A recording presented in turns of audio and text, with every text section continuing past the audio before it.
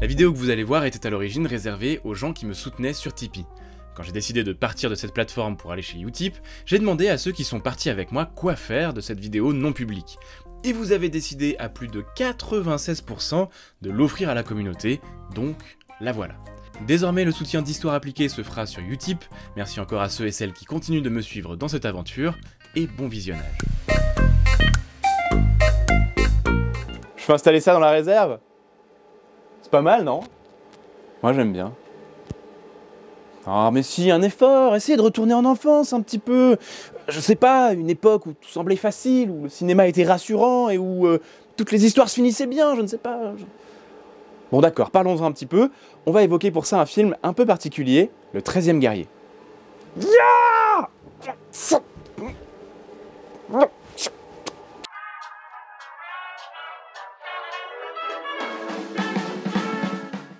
Le 13e guerrier est un film de John McTiernan sorti en 1999, avec dans le rôle principal un Antonio Banderas des grands jours, toujours prêt à secourir la veuve et l'orphelin entre deux oraux. Cela dit, je suis passé rapidement sur le réalisateur, mais McTiernan, c'est pas joli rigolo. On parle quand même de celui qui a fait Predator, À la poursuite d'Octobre Rouge, de Die Hard et Rollerball. Parce que, oui, j'aime Rollerball. Au casting, on retrouve également une apparition d'Omar J'aime les chevaux Sharif et une palanquée d'acteurs abonnés au rôle tertiaire. On notera tout de même la présence de Tony Curran qui pour une fois n'a pas le rôle de l'écossais route service, et Eric Avary qui comme toujours joue un personnage secondaire dont on se souvient de la tête, mais pas du rôle. Ouais, je sais, ça attaque un peu sec aujourd'hui, mais je peux vous garantir que ça va envoyer des bulles. Le scénario est une adaptation du roman de Michael Crichton, Le Royaume de Hrothgar, qui est une sorte d'enfant illégitime entre Beowulf et les récits de voyage du poète arabe Ahmad ibn Fadlan. On a donc un mélange entre le plus célèbre poème saxon du VIe siècle et l'expérience du plus célèbre poète arabe du Xe siècle, le tout dans un roman fleurant bon la fantaisie historique kitsch des années 70. Et laissez-moi vous dire que sur le papier, une seule question se pose, qu'est-ce qui pourrait bien mal se passer? Ah oui, ça d'ailleurs, qu'est-ce qui pourrait bien mal se passer? J'ai beau regarder ce film, j'ai toujours autant de mal à le résumer simplement. Disons que c'est un poète arabe qui rejoint des vikings dans une quête bizarre, après il défend un village contre des sortes d'hommes préhistoriques qui font peur, il va ensuite essayer de tous les tuer y compris leur chef, la moitié reste sur le carreau dans l'aventure parce qu'il faut bien créer de l'émotion, et ensuite il gagne plus ou moins et le poète repart chez lui pour raconter l'histoire. Non sérieusement, j'ai vu ce film plein de fois, mais je n'arrive toujours pas à en comprendre la narration, j'ai l'impression qu'il y a plein de choses qui sont décousues, j'arrive toujours pas à mettre vraiment le doigt dessus. Et alors, c'est bizarre sur ce film, ça fait partie de ces productions qui d'un côté ont des critiques très négatives et ont fait un flop en salle, mais qui de l'autre symbolisent pour beaucoup toute l'ambiance des films typés historiques des années 90. Mais avant d'en parler, comme toujours, jetons un œil sur le matériel. Mais pas trop fort, parce que sinon vous allez vous faire mal. Jetez un œil. Vous avez vu le... Par rapport à l'œil qu'on jette. Vous savez le... Oui. Les Arabes. Bon, c'est facile, il n'y en a pas 15 000 mais 2, plus quelques figurants. Du coup, ça va nous faciliter la vie cette histoire. Et évidemment, tout le monde a des sabres, hein. Mais ça on va en reparler, hein, croyez-moi. Quand j'ai revu le film pour pouvoir en discuter avec vous, je me suis demandé si Omar Sharif s'habillait tous les jours comme ça, tellement je l'ai vu dans 15 000 films avec le même genre d'équipement. Oui, alors c'est un peu le kit du déguisement arabe des années 90, hein, très classique. Avec le temps, de nos jours, j'ai un petit peu envie de voir ça avec un air un peu tendre, vous savez, comme une erreur de jeunesse qu'on pardonnerait facilement. Mais bon sang que c'est à côté de la plaque en fait, hein. Bon, j'exagère un peu en fait, tous les figurants sont un peu habillés comme ça vient, façon 1001 nuits facile, mais il y a 2-3 trucs qui fonctionnent bien chez nos deux compagnons. 2 ou 3 trucs, littéralement. En premier lieu, on voit la plupart du temps le turban porté correctement, c'est-à-dire par-dessus un petit bonnet, avec un certain volume, et un pan qui dépasse sur le côté. Voilà, un peu comme ça, c'est-à-dire un bonnet et un pan sur le côté, qu'on peut jeter ensuite sur l'épaule. Les scènes d'intro dans le palais de Bagdad, écoutez, c'est tout ce qu'on peut retrouver de plus kitsch orientalisant des années 90. Et 80. Et 70. Et 60 aussi. Bref, du très classique à base de soie froufroutante, de broderies qui brillent, de souliers à bout recourbés, de sabres dont je reparlerai, de femmes au regard de braise, de plumes de pan et de... Et de tout ce qui fait les clichés de cette période-là, en fait, hein, les 1001 nuits à fond, voilà. On remettrait une bonne tranche. Au passage, Antonio Banderas est habillé de noir, procédé classique que l'on retrouve régulièrement dans les films mettant en scène l'Orient, parce que cela tranche tout de suite avec le reste des personnages. Et personne ne s'est jamais dit que l'intense majorité des vêtements moyen-orientaux n'étaient pas noirs, et que le fait de mettre un bonhomme en noir pour trancher, ça avait un sens? Définitivement des génies. pas celui d'Aladin. Le noir, porté en vêtements, c'est un attribut spécifique attribué presque toujours aux imams, les guides religieux et connaisseurs de la religion et de la foi. Avouez que dans le cadre d'un poète voyageur coureur de jupons, c'est un peu dommage, hein? C'est un peu dommage. Évidemment, on voit tout le monde équipé de ce fameux couteau très connu et que vous pouvez retrouver sur tous les marchés d'Égypte ou du Maghreb comme souvenir, mais qui a près de 400 ans minimum de différence avec la période du film. À la place, on avait probablement des modèles droits plus classiques. Ouais, je sais, finalement c'est plus simple, c'est moins oriental, moins l'Orient comme dans nos idées en tout cas. D'ailleurs, il faut qu'on reparle de cette histoire de sabre un moment parce que... ouais, on va en parler. Après, les figurants ont pas mal de costumes très modernes, traditionnels. Mais l'avantage sur ce genre de zone géographique, c'est que les vêtements les plus simples ont subi assez peu d'évolution.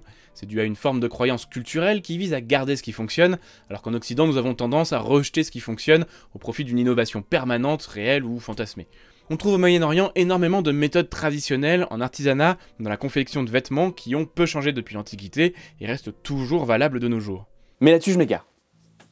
Encore. D'ailleurs, pour rester dans les digressions, au début du film, la caravane se fait attaquer par des Tartares, c'est-à-dire, pour schématiser, des Mongols. La caravane se met alors à fuir. Dans la réalité, les caravanes marchandes avaient leur propre service de sécurité lourdement armé et ne se baladaient pas à travers le monde en espérant une protection divine. On reste marchand, donc pragmatique. Bref, revenons-y. Maintenant qu'on a vaguement fait le tour et qu'on a dit que rien n'allait à part peut-être les turbans finalement, regardons un peu à quoi ressemblaient les costumes moyen-orientaux militaires de cette époque. Sur les soldats classiques bien équipés, on peut reconnaître une combinaison de base, casque simple avec ou sans nasal pour protéger le nez, une arme de poing qui peut être une épée, une hache ou une masse, un bouclier rond ou légèrement en forme d'amande, une cotte de maille. Petite particularité moyen-orientale, la cotte de maille est souvent placée sous un vêtement plutôt que dessus comme en Occident. C'est dû à la fois à des questions culturelles mais également à des questions de praticité, parce que c'est vrai qu'en plein soleil moyen-oriental, le métal vaut mieux le couvrir. Les armées moyen-orientales de cette époque sont surtout une combinaison de beaucoup de peuples différents, avec parfois des équipements tout aussi différents comme c'était déjà le cas dans la Perse antique. On retrouve donc ainsi des habitants venant du Maghreb et de l'Afrique noire jusqu'en Anatolie et aux frontières des actuelles Chine et Inde. Autant vous dire que sur un territoire assez vaste, il peut y avoir quelques variations. Mais pour se simplifier la vie, retenez le combattant bien équipé dont nous venons de parler, vous allez voir, ça va nous resservir. Les Vikings. Comment dire ça?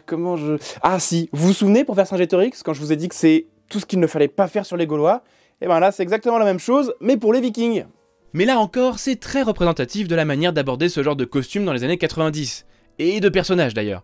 C'est rigolo parce que c'est très exacerbé, de manière à créer encore plus une forme de distance et d'exotisme pour le narrateur, à savoir notre poète arabe et son sabre. Je vais en reparler de son sabre, je vais en reparler. Bon, évidemment, les grosses scènes avec les Vikings un peu crado, qui mangent avec les doigts, se donnent des grands coups de coude en s'esclaffant, se battent en plein repas, font des jeux un peu débiles et crachent dans la soupe. Et là encore, c'est du classique. Du classique. Mais allez, disons que c'est là encore vu à travers les yeux d'Ibn Fadlan qui est plus habitué aux cours de palais raffinés qu'au campement guerrier. Allez, on le passe. Si, allez, on le passe, passons-le. Voilà, je vais le laisser passer, j'ai envie de le laisser passer. Ne suis-je pas d'une grande clémence? Mais voyons le bon côté des choses. Nos Vikings ont le bon goût de boire dans des gobelets et pas dans des cornes ou des crânes. Alors certes, les formes sont discutables, mais je trouve que pour les années 90, c'est vraiment très bien. Scène suivante.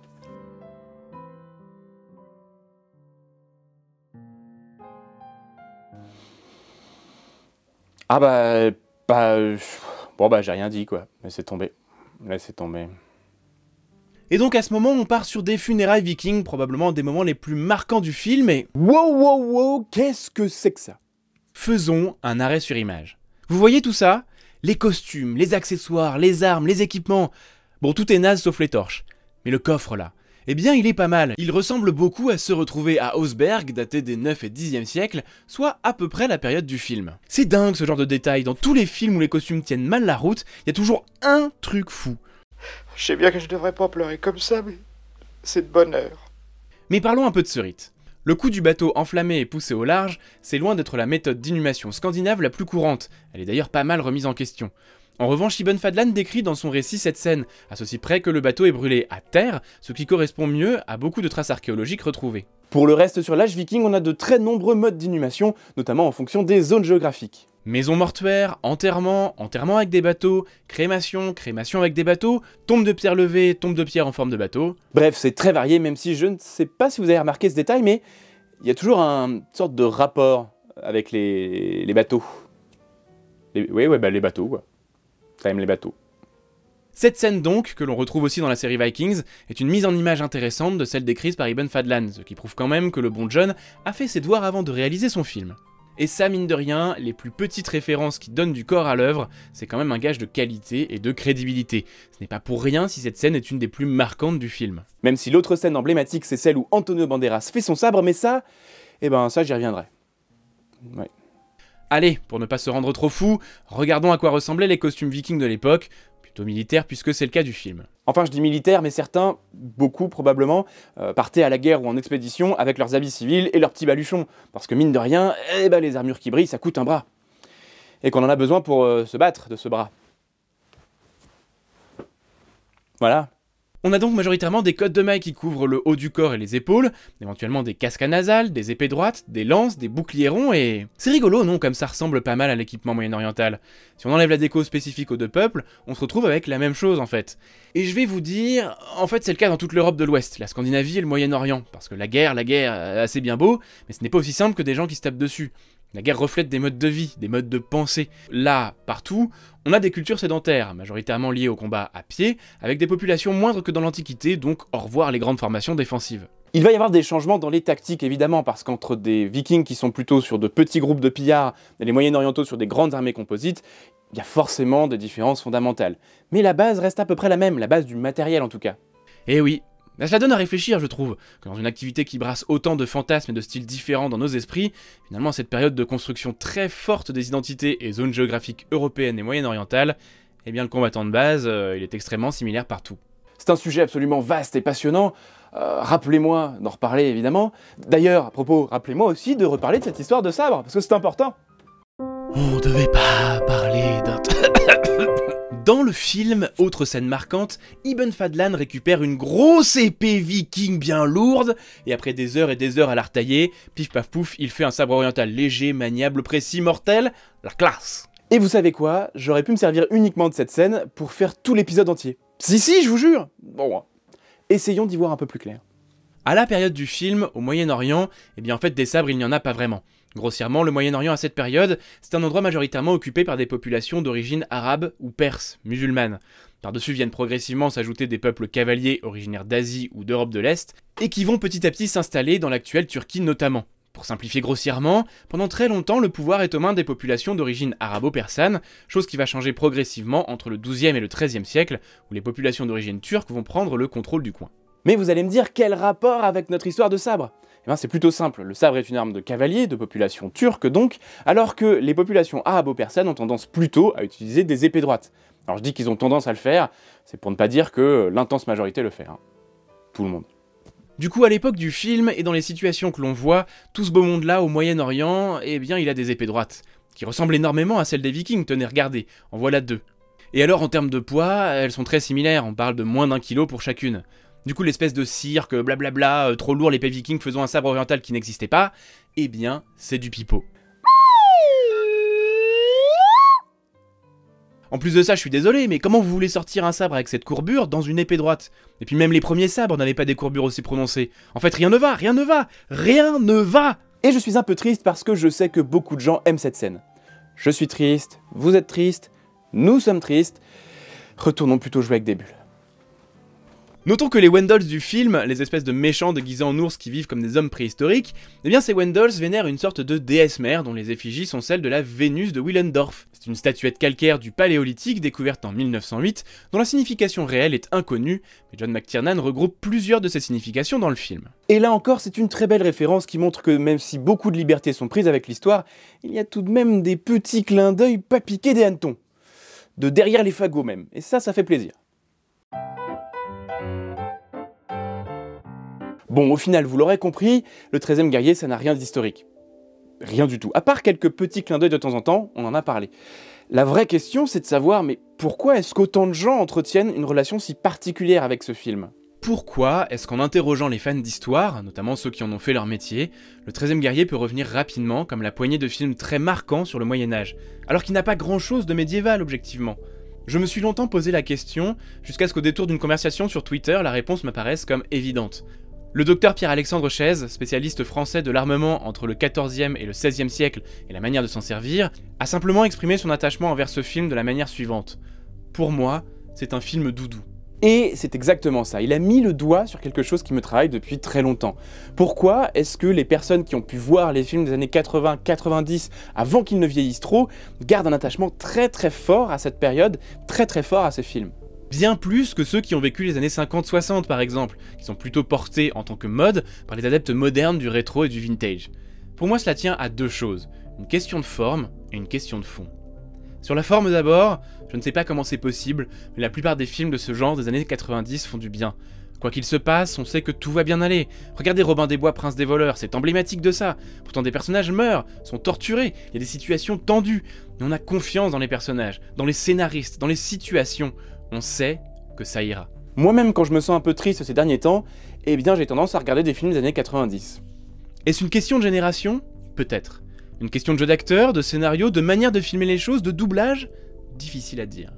Certains y verront le fameux effet Game of Thrones où n'importe quel personnage peut mourir au détour d'un couloir dans la plus profonde injustice, ce qui est devenu assez classique dans les productions modernes, et peut-être une facilité de scénario.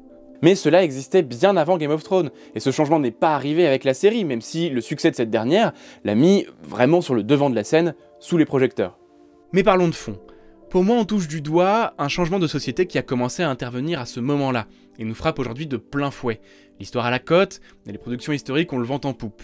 Ouvrez Netflix, Amazon Prime, Disney+, tout ce que vous voulez de services de streaming avec des sorties actuelles, et regardez le nombre de productions à succès avec une ambiance historique, des inspirations historiques, ou de la fantasy. La science-fiction est un cousin lointain, mais ça peut fonctionner aussi dans l'idée. C'est beaucoup. Beaucoup plus que dans les années précédentes. Et cela ne s'arrête pas. En France, une des premières chaînes de médiation culturelle à avoir dépassé le million d'abonnés est historique. Game of Thrones est un carton. Les 2/3 des jeux vidéo à succès sont historiques ou fantastiques quand ils ne sont pas de science-fiction. Plus ça va, moins la population actuelle ne croit en l'avenir, ou du moins un avenir qui ne soit pas difficile. Terminer la liesse d'après Seconde Guerre ou d'après chute du mur de Berlin, le réchauffement climatique et la surindustrialisation, le chômage de masse, l'augmentation de la pauvreté, l'incompréhension grandissante entre les gens sans parler des pandémies mondiales, tout ça nous pousse de plus en plus à se réfugier dans des mondes lointains, imaginaires ou historiques, et les geeks d'hier sont devenus les héros d'aujourd'hui. Les marginaux d'hier sont de plus en plus les solutions d'aujourd'hui. Et le design devient rétro-industriel, la mode réinvente les vieux concepts, l'on regarde en arrière en rêvant d'empire, de chevaliers, de monde où l'on ne se sentirait peut-être pas aussi impuissant.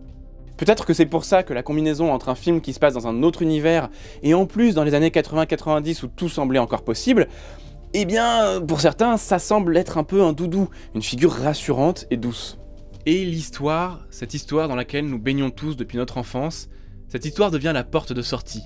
Brute, racontée ou réinventée, l'histoire devient un miroir, un échappatoire, un autre monde qui nous appelle, si loin et si proche à la fois. Comme un livre qui voudrait nous dire que les solutions sont à l'intérieur, il suffit de savoir le lire et de prendre le temps de le faire. Et ce que je fais avec vous, ici, depuis le début, c'est ça. Essayer de vous montrer, à ma modeste mesure, comment l'histoire peut vous aider. À trouver des solutions pour vos vies, à vous faire réfléchir, à vous inspirer, à vous faire rêver, à vous évader. Comment l'histoire est proche de nous, qu'elle nous parle, qu'elle est une compagne du quotidien prête à nous soutenir comme une amie qui ne nous lâchera jamais. Merci à vous, ces millions de visiteurs qui êtes là aujourd'hui parce que vous êtes le premier à me permettre de vraiment poursuivre cet objectif, montrer comment l'histoire peut inspirer et faire rêver, comment l'histoire est bien vivante. Le 13e guerrier, sous ses aspects sombres et parfois déprimants, est devenu une sorte de message d'espoir. Un message d'espoir qui dirait « Quelles que soient les épreuves, il y aura toujours quelqu'un pour les raconter. Quelles que soient les épreuves, il y aura toujours une leçon à en tirer. Quelles que soient les épreuves, il y aura toujours pour nous la possibilité de devenir meilleurs. » Mais croyez-moi, tout ça, nous en reparlerons.